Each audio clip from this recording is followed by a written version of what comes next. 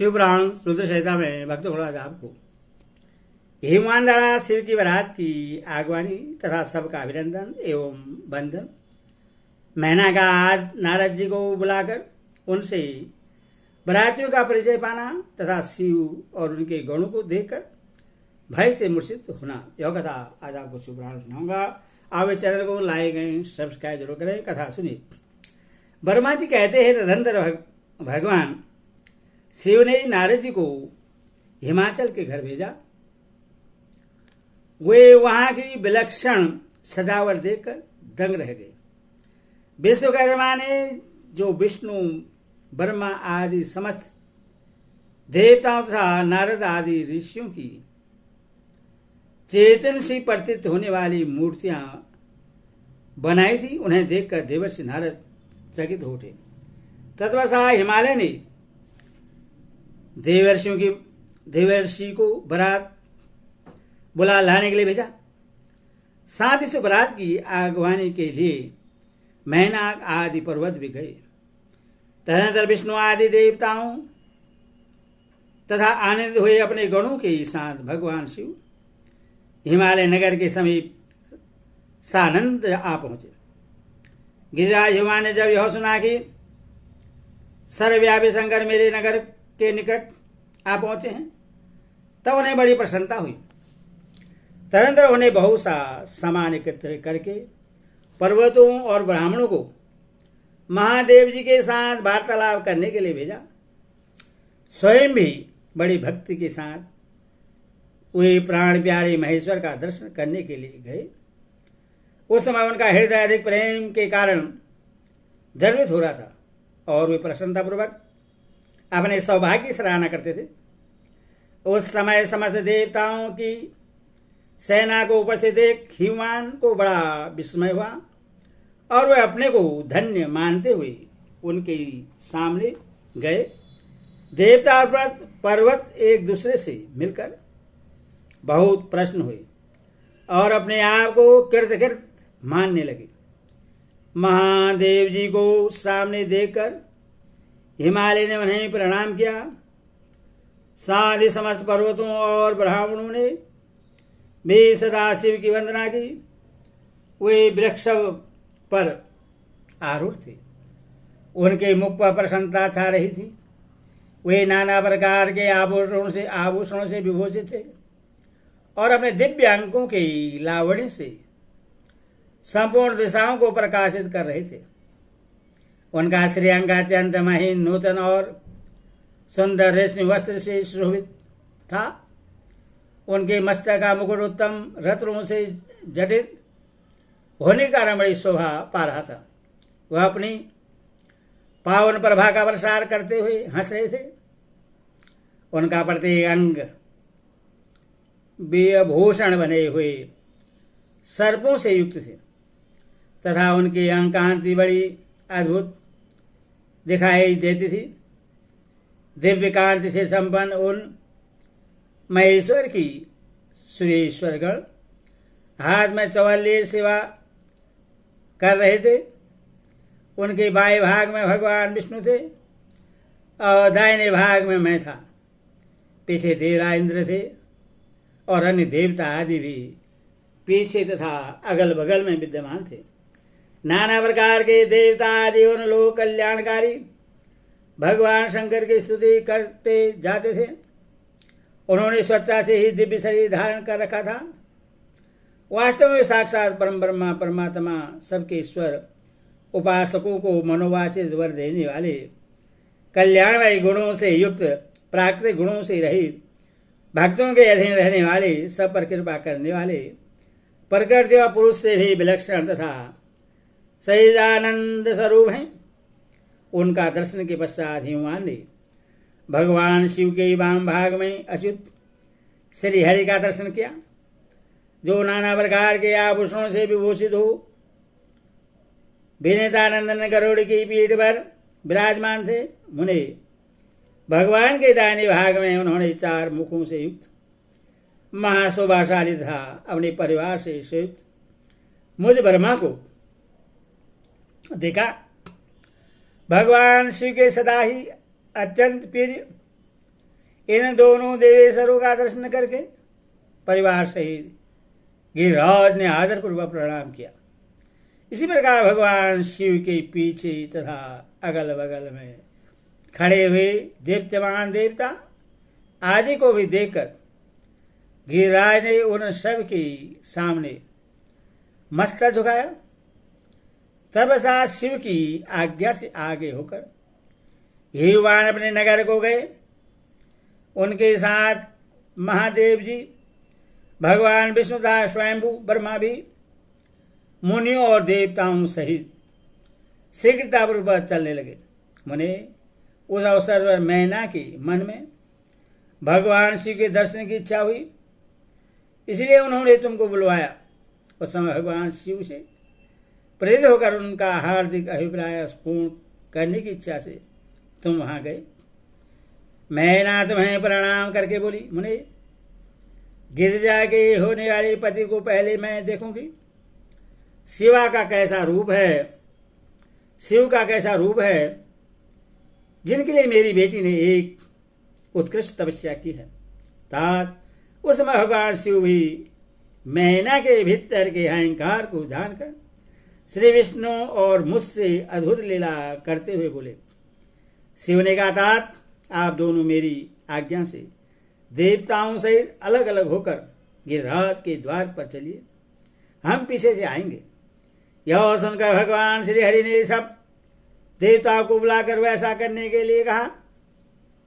शिव के चिंतन में तत्पर रहने वाले समस्त देवताओं ने शीघ्र वैसी ही व्यवस्था करके उत्सुकतापूर्वक वहां से पृथक पृथक यात्रा की। मुने, मैना अपने मकान के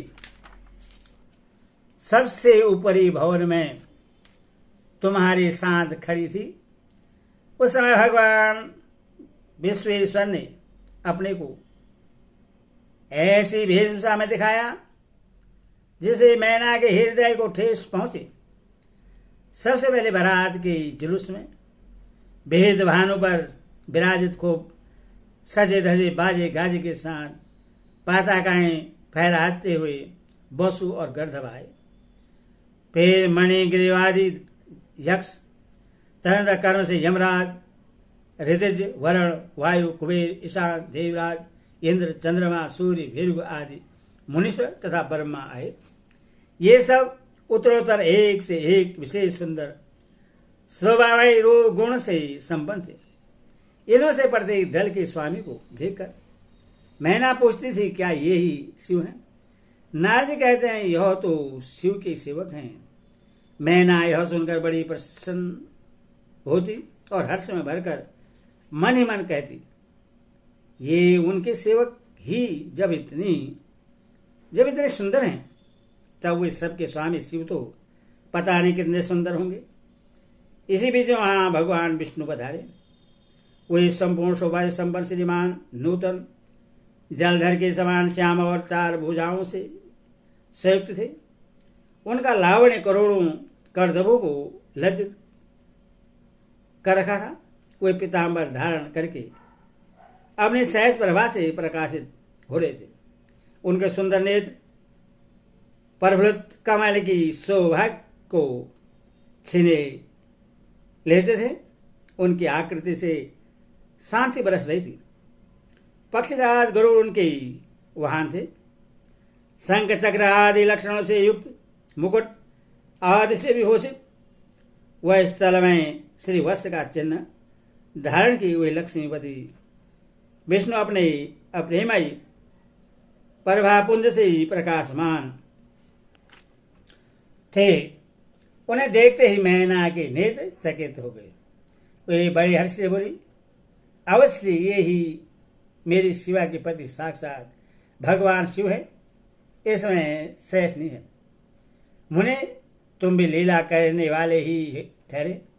अतः मैना की यह बात सुनकर उनसे बोले, देवी, ये शिवा के पति नहीं हैं, अभी तो भगवान केशव हरि है। भगवान शंकर के संपूर्ण कार्यों के अधिकारी तथा उनके पीर हैं। पार्वती के प्रति जो दुल्हा शिव हैं, उन्हें इनसे भी बढ़कर समझना चाहिए। उनकी शोभा का वर्णन मुझसे नहीं हो सकता। वही संपूर्ण ब्रह्मांड के अधिपति सर्वेश्वर और स्वयं प्रकाश परमात्मा है। ब्रह्मा जी कहते, नारद, तुम्हारी इस बात को सुनकर मैना ने उस शुभ लक्षणा उमा को महान धन वैभव से संपन्न सौभाग्यवती तथा तीनों कुलों के लिए सुखदायिनी माना। वे मुख पर प्रसन्नता लाकर प्रीतियुक्त हृदय से अपने सर्वाधिक सौभाग्य का बारंबार वर्णन करती हुई बोली। मैंने ने कहा, इस समय मैं पार्वती को जन्म देने के कारण सर्वदा धन्य हो गई। ये गिरीश्वर भी धन्य है तथा मेरा सब कुछ परम धन्य हो गया। जिन जिन अत्यंत तेजस्वी देवताओं और देवेश्वरों का मैंने दर्शन किया है, उन सब के जो पति हैं वे मेरी पुत्री के पति होंगे। उसके सौभाग्य का क्या वर्णन किया जाए। भगवान श्री को पति रूप में पाने के कारण पार्वती के सौभाग्य का 100 वर्षों में भी वर्णन नहीं किया जा सकता। ब्रह्मा जी कहते, नारद, मैना ने प्रेमपूर्ण हृदय से जो ही उपयुक्त बात कही, क्यों ही अद्भुत लीला करने वाले भगवान रुद्र सामने आ गए। तात उनके सभी गण अद्भुत तरह मैना के अहंकार को चूर्ण करने वाले थे। भगवान शिव अपने आप को माया से निवृत्त एवं निर्विकार दिखाते हुए वहां आए। मुने मुने आया जान तुमने मैना को शिवा के पति का दर्शन कराते हुए उनसे इस प्रकार कहा, सुंदरी देखो, ये साक्षात भगवान शंकर हैं। इनकी प्राप्ति के लिए शिवा ने वन में बड़ी भारी तपस्या की थी। तुम्हारे ऐसा कहने पर मैना ने बड़ी प्रसन्नता के साथ अद्भुत आकार वाले भगवान महेश्वर की ओर देखा। वे स्वयं तो अद्भुत थे ही, उनके अनुचर भी बड़े अद्भुत थे। इतने में ही रुद्रदेव की परम अद्भुत सेना भी आ पहुंची, जो भूत प्रेत आदि से संयुक्त नाना गणों से संपन्न थी। उनमें से कितने ही बड़म्बर का रूप धारण करके आए थे, कितने ही पताका की मरमर ध्वनि की समान शब्द करते थे। किन्हीं के मुंह टेढ़े थे तो कोई अत्यंत कुरूप दिखाई देते थे। कुछ बड़े विकराल थे, किन्हीं का मुंह दाढ़ी मूछ से भरा हुआ था। कोई लंगड़े थे तो कोई अंधे, कोई दंड और पाश धारण किए हुए थे तो किन्हीं के हाथों में मुदगर थे। कितने ही अपने वाहनों को उल्टे चला रहे थे। कोई सींग, कोई डमरू, कोई गोमुख बजाते थे। घोड़ों में से कितने के तो मोह ही नहीं थे, कितनों के मुख पीठ की ओर लगे थे और बहुत के बहुतेरे मुख थे। इसी तरह कोई बिना हाथ के थे, किन्हीं के हाथ उल्टे लग रहे थे और कितनों के ही बहुत से हाथ थे। कितने ही नेत्रहीन थे, किन्हीं के बहुत से नेत्र थे, किन्हीं के सिर ही नहीं थे और किन्हीं के बहुत खराब सिर थे। किन्हीं के कान ही नहीं थे और किन्हीं के बहुत से कान थे। इस तरह सभी गण नाना प्रकार के वेशभूषा धारण किए हुए थे। तात वे विकृत आकार वाले अनेक परवल गण बड़े वीर और भयंकर थे। उनकी कोई संख्या नहीं थी। मुनि, तुमने अंगुली द्वारा रुद्र गणों को दिखाते हुए मैना से कहा, वरानने, तुम पहले भगवान हरि के सेवकों को देखो, फिर उनका भी दर्शन करना। उन असंख्य भूत प्रेत आदि गणों को देखकर मैना तत्काल भय से व्याकुल हो गई। उन्हीं के बीच भगवान शंकर भी थे, जो निर्गुण होते हुए भी परम गुणवान थे। वे वृक्ष पर सवार थे। उनके 5 मुख थे और प्रत्येक मुख में 3-3 नेत्र थे। 3-3 नेत्र। उनके सारे अंगों में विभूति लगी हुई थी, जो उनके लिए भूषण का काम देती थी। मस्तक पर जटाजुट और चंद्रमा का मुकुट, 10 हाथ और उनमें एक में कपाल लिए, शरीर पर बागंबर का दुपट्टा और हाथ में पिनाक एवं त्रिशूल, आंखें भयानक आकृति विकराल और हाथी की खाल का वस्त्र। यह सब देखकर शिवा की माता बहुत डर गई, चकित हो गई, व्याकुल होकर कांपने लगी और उनकी बुद्धि चकरा गई।